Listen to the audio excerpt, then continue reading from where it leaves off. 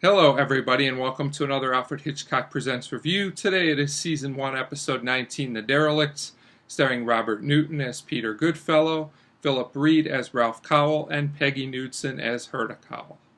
And this is an entertaining episode. It's not great or groundbreaking, really, in any way, but it's a fast-paced episode that is just pretty easy to watch, in my opinion. So we start with a married couple, Ralph and Herta. They're two of our main characters. And you can tell that Herta spends a lot of money. She's excited because she got a new fur, but Ralph isn't too excited about this. He's concerned of the cost. He says that she's spending too much money, but Herta just doesn't seem too worried or concerned about this at all.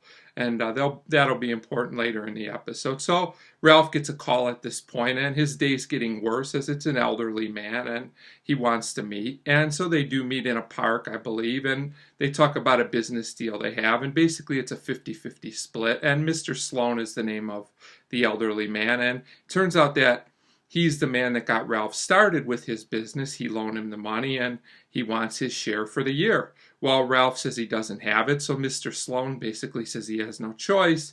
He has to go to a lawyer to get it, but we also find out he didn't tell anybody about this deal, which probably wasn't a smart move on Sloane's part. So Ralph is upset, and he decides he's going to kill Sloane, which comes a little out of the blue, but I guess it makes sense in the context of the story. And he does kill the man, and the only problem is someone sees this that was laying on a park bench, probably not doing too well. So we'll get back to him, to the man who saw it soon, the witness. So Ralph goes home, and he realizes he lost something, and that it was basically a case that, he took from the man Sloane. But Ralph's figuring it's no big deal, and he thinks he got away with everything when he reads in the paper that it's suspected that something else happened to Sloane. So he's taking a cab home, and this man named Peter gets in, and it's the man from the park, the witness, and he explains everything, how he saw everything, and Peter's basically got Ralph. He's basically going to blackmail him, for lack of a better term. So then we get a new scene where Ralph and Herta are talking, and she leaves, and Peter comes by to discuss, the conditions of their agreement. And he brings a man named Fenton with him, who I actually didn't really think brought that much to the story. I think this would have worked just as well with just Peter, but I guess it's another amusing character. And he calls Fenton his financial advisor, which I did think was funny based on the way we'll find out that Fenton goes through money. That was amusing, I guess. So they make themselves at home right away, and they say they want $1,000. So seems like a lot of money, but Ralph figures, oh, it's not too bad of a deal, I guess. But then he finds out they want $1,000 a month. Ralph says he can't do it, so then the two men are worried, how are we going to get paid? So Fenton comes up with the idea, maybe we should move in here. There's a guest bedroom. Ralph says no way, but there's not really much he can do about it. Then we get to what I thought was a very entertaining scene where Herta comes back, she comes in, and Peter comes up, he kisses her on the cheek, which I thought was funny, and says that he's a cousin of Ralph's. So Herta and Ralph argue about this, and Ralph says, I can't just get rid of them, give me a week and they'll be gone. So we go to the next scene, and it's 9 days later, and they're still there, and you can tell that Peter and Herta just don't get along at all. They're bickering and fighting all the time.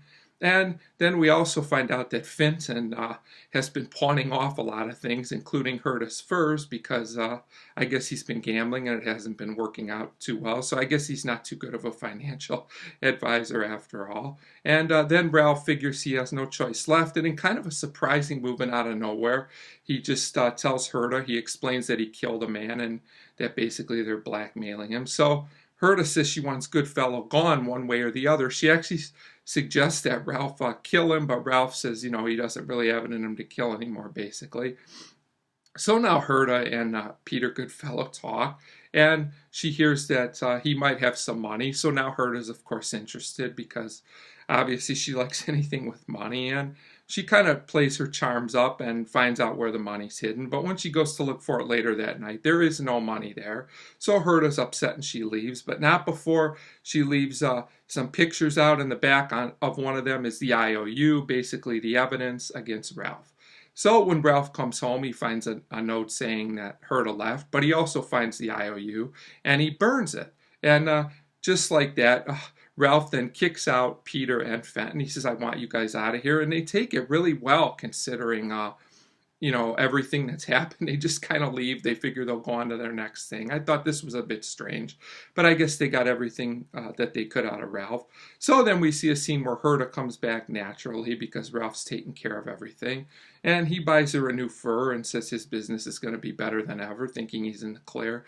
But of course, there's one last twist, and a detective comes, and he asks Ralph about the pawned items. And when Ralph says, yeah, of course I pawned them, they were mine, the detective says, then you need to come down to the station, because it turns out that the cigarette case, the evidence was also pawned, and this connects Ralph to the murder, basically. But Herta's not upset. She still has her fur. And it's kind of strange that Herta's not necessarily a great character, but she kind of gets off scot-free, I guess, although I think she's going to have to find a new way to get money, so maybe not. But things don't end too well for Ralph. So, like I said, the characters are enjoyable in this episode, if not necessarily ethically great. They're entertaining to watch, and this episode as a whole is fast-paced and entertaining, despite some questionable plot elements here and there. And I give the Derelicts a 3 out of 5.